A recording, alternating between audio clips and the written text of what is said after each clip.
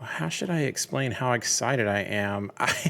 I love Rebels in general. I mean, grew up with like A New Hope and everything. So kind of Rebels have been. I mean, Bad Batch is cool. Galactic Republic is cool. There's a lot of cool stuff in the Star Wars universe, but I think the new Ahsoka is awesome.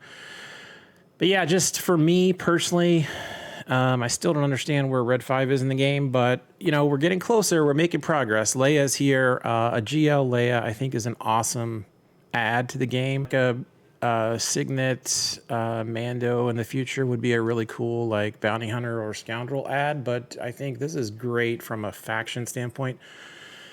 Really lifting the Rebels to kind of where arguably they should be or should have been. Very, very cool stuff.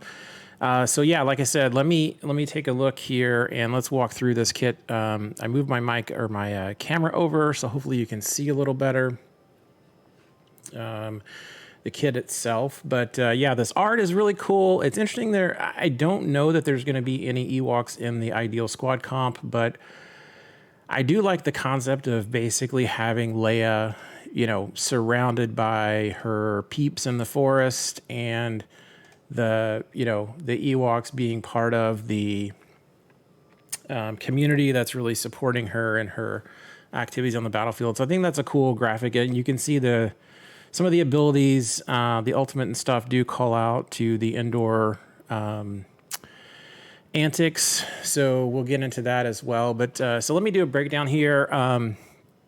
Unit name, GL LEIA, light side, tank, leader, rebel. I'm going to come back to these key attributes and stuff a little bit later. Let me go through the abilities first with you guys. So it's interesting. I don't know. Maybe this is a 3v3 comp they're suggesting here with, I guess that's Wedge and Kanisa. But so the basic here, the basic abilities, Righteous Retribution. These abilities are literally like, it's a lot of text. It's some awesome stuff. But so pixel damage, rebel allies gain retribution, which is a really cool mechanic. On her turn, she deals bonus true damage to enemy equal to 10% of other rebel allies of the damage other allies receive since her last turn, and deal additional effects based on the target enemy's roll. So attackers dispel debuffs, reduce their max speed. Healers and support dispel all debuffs on all rebel allies. These are some amazing abilities. Equalize Leia's health and protection with weakest other rebel allies, so kind of an equalized health and protection, kind of like Revan does. Then recover 20% health protection. Tanks call all other rebel allies to assist limit once per turn and reduce the target enemy's max health by 5% per rebel ally until the end of the encounter. I mean, these are pretty awesome.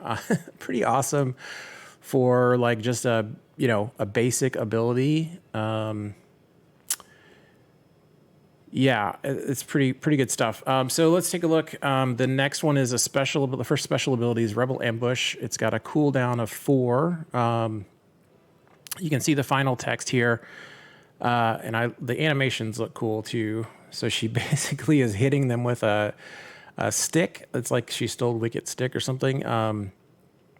So Rebel Ambush special ability deal physical damage plus bonus true damage equal to 10% of Leia's max health. So there's several times call out here that her max health seems to be a pretty critical stat to want to boost. Remove 20% turn meter and inflict a stack of ambushed on target enemy until the end of their next turn if they don't already have ambushed, which can't be copied, dispelled, or prevented. Rebel allies gain 10% mastery, 25% potency stacking until the end of the encounter.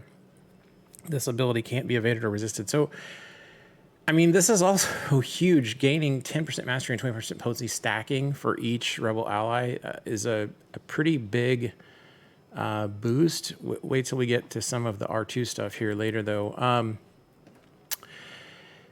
And then inflict debuffs on all enemies based on their role. So there's a lot of callouts here to the role, the type of enemy that's being targeted, which is, I think, also pretty interesting.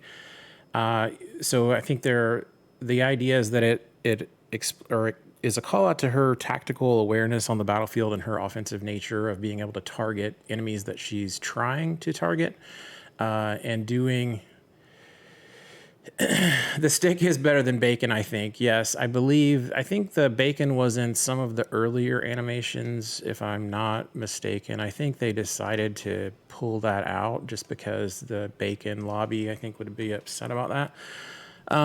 So attackers, daze for 1 turn. Healers and support, stagger for 1 turn. Tanks, buff immunity for 1 turn. Pretty cool stuff there. And then you can see the ambush minus 50 speed, max minus 50, gain additional stack upon receiving damage. At 6 stacks, lose all stack and gain ambushed with ED at the end until the end of the encounter. And ambushed is minus 50 speed, so it's kind of the same speed penalty, but then protection is disabled, immune to protection up, and bonus protection. So it's basically like, just like you use the Y-wing on a ship and like just disable protection completely from the character. It's pretty awesome. And they're immune to protection up and bonus protection. The special 2 is tactical offensive, again with a cooldown of 4. I'm a little curious, this animation, like, would it have made more sense maybe to have the logs roll from like left to right on the screen? Because it looks like they're rolling right into you, but then they just go away. I don't know. That's just me. I mean, it makes a lot of sense in this graphic with this one background, but like maybe if I could rotate it on its axis and have it go like left to right across the bad guys instead of into the good guys, but that's just me nitpicking. It is a cool graphic, though. I like the idea of the logs being released, which is cool from the movie. Tactical offensive. So dispel all debuffs, remove 100% turn meter from target other ally. So again, she's picking who she's choosing for this ability. Deal physical damage plus bonus true damage, increased by 1% per turn meter, removed from target other ally to all enemies. Deal physical damage plus bonus true damage, increased by 1. Wow. So, like, if you pick someone that's at like 90% turn meter to remove their turn meter, the ally, you would be doing physical damage plus bonus true damage, increased by that percent to all enemies. Wow. Remove call action from all allies, then all rebel allies gain call action for 4 turns, can't be copied, dispelled, 10% maxed health stacking. Wow, more stacking health. Okay. Can't be copied or dispelled. 10% max health. Blah, blah, blah. On their next turn, target other ally gains 50% offense for their next ability. And if it is their basic ability, they gain an additional 2% offense for each percent of turn meter removed and ignore protection for that ability. If target ally defeats an enemy during their next turn, they gain 50% turn meter. Target other ally gains stealth and 150 speed for 1 turn. So this feels like a Drogon target might make sense. The offense boost I think would be great. Maybe you want to do this before R2 burns. I don't know, but definitely this looks like a great ability to be smart about, who you're targeting from an ally standpoint. And then inflict debuffs based on each enemy's roll again. So attackers, crit chance, crit damage down, healers, potency, tenacity, tanks, defense, and vulnerable for 2 turns. Okay, the first unique is Forever Our Princess. At the start, again, these titles are so cool. At the start of the battle, R2 gains 75% max health. Holy cow. At the start of the battle, R2 gains 75% max health, max protection, offense, and potency until the end of the battle. So how does that work with number crunch, I wonder, because R2 does all the stat sharing stuff already, right? So stealth for 1 turn, and assist whenever Leia uses a special ability dealing 50% more damage. Damage R2 receives is decreased by 20%, and rebel allies recover 10% health. Wow. Okay, definitely R2 is staying with Leia.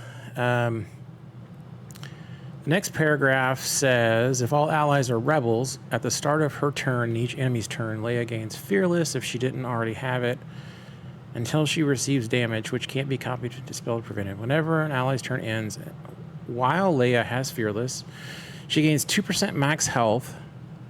All enemies lose 5% mastery and 15% defense and tenacity until the end of the encounter. And Leia gains 4% ultimate charge. Holy cow. This is like every Conquest data disc stacked on top of each other. It's like, Okay, while she has Fearless, at the end of each of her turns, non-scoundrel rebel allies, so I think they're carving out Han and Chewie, gain 5% mastery stacking until the end of the encounter, and Leia gains 4% ultimate charge. Leia can't gain Fearless if she has a taunt effect. I don't know what that is. Maybe that means you shouldn't be using Watt to like force a taunt on her since she's a tank, right? I think that's what it is she's a tank. Let me scroll way back up here. Tank, leader, rebel. Yeah, that's probably what that's for. All right, let's go way back down here to where we were. At the start of her turn, all other rebel allies recover health equal to 100% of the damage Leia received since her last turn. If their health was already at 100%, they recover this amount in protection instead. Whew. Okay. Awesome. Whenever a rebel attacker or rebel support ally is dazed, they gain bonus protection. Whenever a rebel attacker or rebel support ally is dazed, they gain bonus protection 100% for one turn.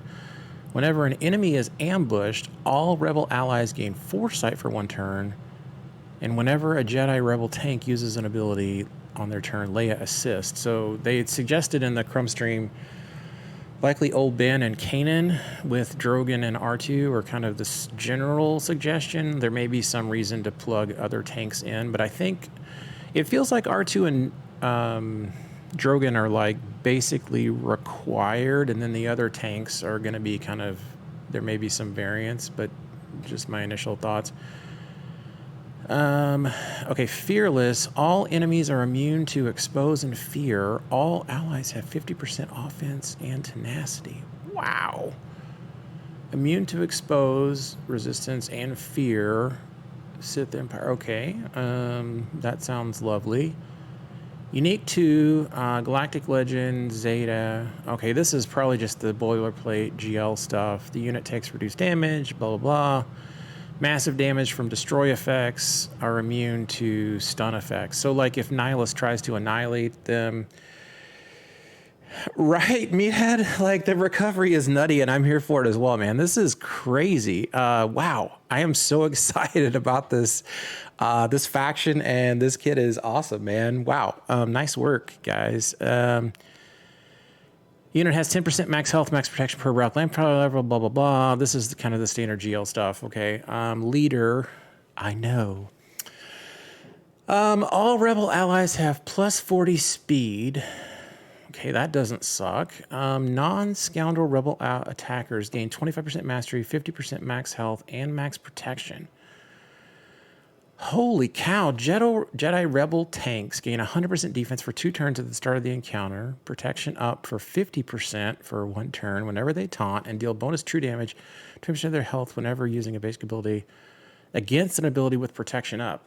Okay, we're coming after the protection up. I guess there's some Kenobi callouts here for GL Kenobi. Rebel allies take 25% reduced damage from out-of-turn attacks and are immune to max health reduction and plague. All right, did you hear that, Night Sister Cheese? Please leave and do not come back. Whenever enemies attack out of turn, non-scoundrel rebel allies gain 1% mastery stacking.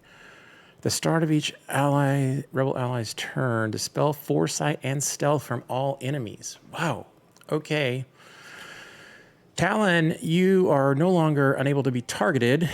Awesome. And I think this is the same non-scoundrel rebel allies is the same thing, just kind of moving the Han and Chewie. They're trying to keep CLS squad intact, which makes sense. Hey, what's up, Aldi? How you doing, man? Your TLDR? I don't know. You got to take that up with Meathead. Let's see. Enemies inflicted with burning from a rebel ally can't recover health. And if... Okay, let me read this again. Enemies inflicted with burning from a rebel ally can't recover health. And if burning is dispelled on an enemy, they take 20% of their max health as damage. Whew. Okay, R2 and Drogon. Whenever a rebel ally inflicts an enemy with burning, they gain damage immunity for 1 turn. The first time a non-scoundrel rebel ally loses all their protection, they gain second wind for 3 turns, which can't be copied. Holy cow. All allies and enemies are immune to cooldown manipulation. Okay. Second wind attacks. The first time this character would be reduced to 1% health. Dispel this buff, recover 1%, discover 50% health and protection instead. Excuse me. Wow. This is this is fantastic. I am so excited. And this animation is dope. Look at this. It's like basically like Chewie's like and like throws the hood up. Like it's like so great. Wow. These are my friends. Wow. And I'm just stuck looking at this animation. It's like I'm in love with this animation. I probably should read the text. These are my friends' ultimate ability. Okay, gain 4% ultimate charge whenever an enemy's turn or Leia's turn ends, while Leia has a stack of Fearless, 1% whenever a rebel ally deals damage while they have call to action. Okay, they got call to action somewhere back up here. Can't remember. I'll worry about that later. Let me read the rest of this. Okay, deal true damage to all enemies equal to 30% of Leia's max health, 90% against enemies, good grief, 90% against enemies who are ambushed. Remove 100% turn meter, inflict ambush on all enemies for 1 turn who don't already have it. If all allies are rebels. Yeah. Fracture all enemies until the end of Leia's next turn, or she is defeated, which can't be copied as 100%. Okay, for real, this is like an AoE Thrawn, like, cannon. This is like spectacular. It's like a Thrawn grenade. Like I'm pulling, like Ahsoka's pulling the pin on the Thrawn grenade and we're just throwing it and like everyone's fractured. All enemies, fracture all enemies until the end of Leia's next turn. Holy cow. Okay, all rebel allies recover 100% health protection and gain tenacity up for 3 turns, which can't be copied. Which can't be dispelled or prevented. Good grief. And other rebel allies gain 50% speed for 2 turns. If this ability defeats an enemy, revive all defeated rebel allies and they recover full health and protection. This is like Radis on. This is like Radis and Thrawn on steroids, plus like a gazillion stat sharing boost and craziness. If this ability defeats an enemy, revive, blah, blah, blah, blah, blah. All non-scoundrel rebel allies gain 30% mastery until the end of the encounter, and other rebel allies gain an additional 50 speed for 2 turns. Holy moly. Hey, MJ, what's going on, man? Wow, this is good. This kit is so exciting. The only question I have is when can I farm these other 3 characters that I'm waiting on? But wow. Okay, let me go back up here. Let me scan through this stuff. Key attributes, offensive powerhouse, enemy roll call out. Yeah, definitely empowers. New icon showing you what role each enemy. That's great. Empower rebel allies. Love it. Leia prevents all cooldown. Tank that doesn't taunt, drawing the aggro away from her allies. Enemies will find they need to target her, but are not forced to. Got it. The fearless buff means you need to attack her. Right. Okay. We chose the indoor strike team version of Leia for her GL. This is the time when she was very active on the battlefield, as well as in honor of the 40th anniversary of ROTJ.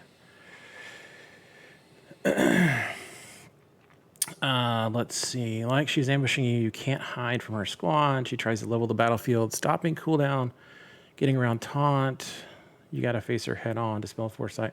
Lots of R2 callouts from her time working with the droid. Never underestimate a droid. Beep, boop, boop, boop, beep. She has synergy with Jedi Rebel tanks like Old Ben and Kanan, each of whom she has interacted with. Due to how tactical she is and her strategy tips. Due to how tactical she is and her identity as a key target, she's better served in offense and defense. She can still hold some ground on defense, but she was designed as a more offensive GL. Okay, that's good to know. Enemy roles can influence your decision-making as well as the abilities. Yeah, choosing the right target. So basically, you're picking the character and the role of the character, because there might be times when the role, when the when the role of the character, you know, the ability that's going to happen based on their role is more important than the specific character that you're targeting or whatever.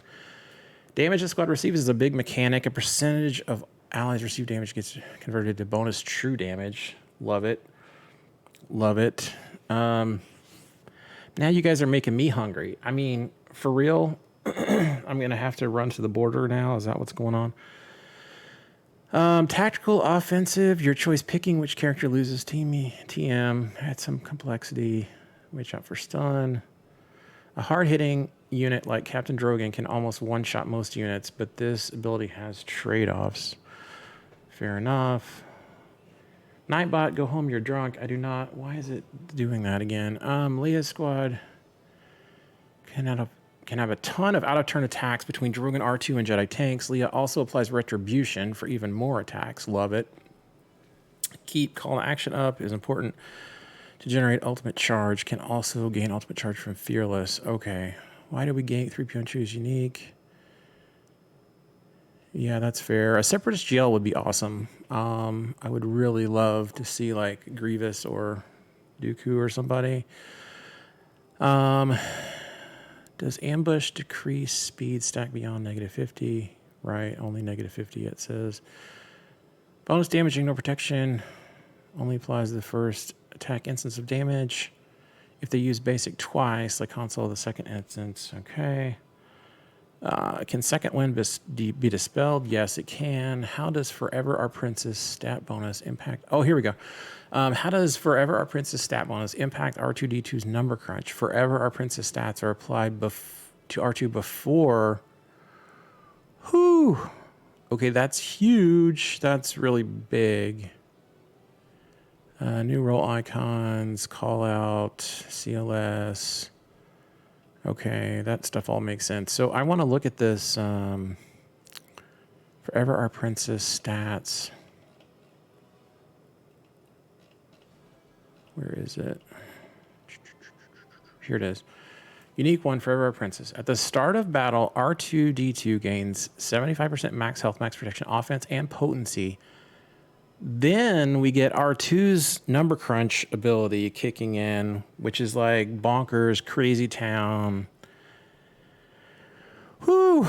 All right, guys. I mean, you know, we're going to have to see how this plays out in practice, what the ideal squad comp ends up being, how fast she can get to ultimate, etc. But man, this looks great. Just from reading it, it looks very exciting. The animations look really cool. Love the ultimate ability with Chewie coming out of the hood of the ATST. Super cool stuff, man. I'm really excited to see this character come to the game. So very, very, very cool. Aldi, I don't think that it's in GG yet. I can look. Okay, not until release. Yeah, and I was seeing someone in Port Chat was saying they're thinking maybe 10 days, maybe a couple of weeks, depends on the release cadence after this announcement for her actually being available in the game. But wow, cool stuff.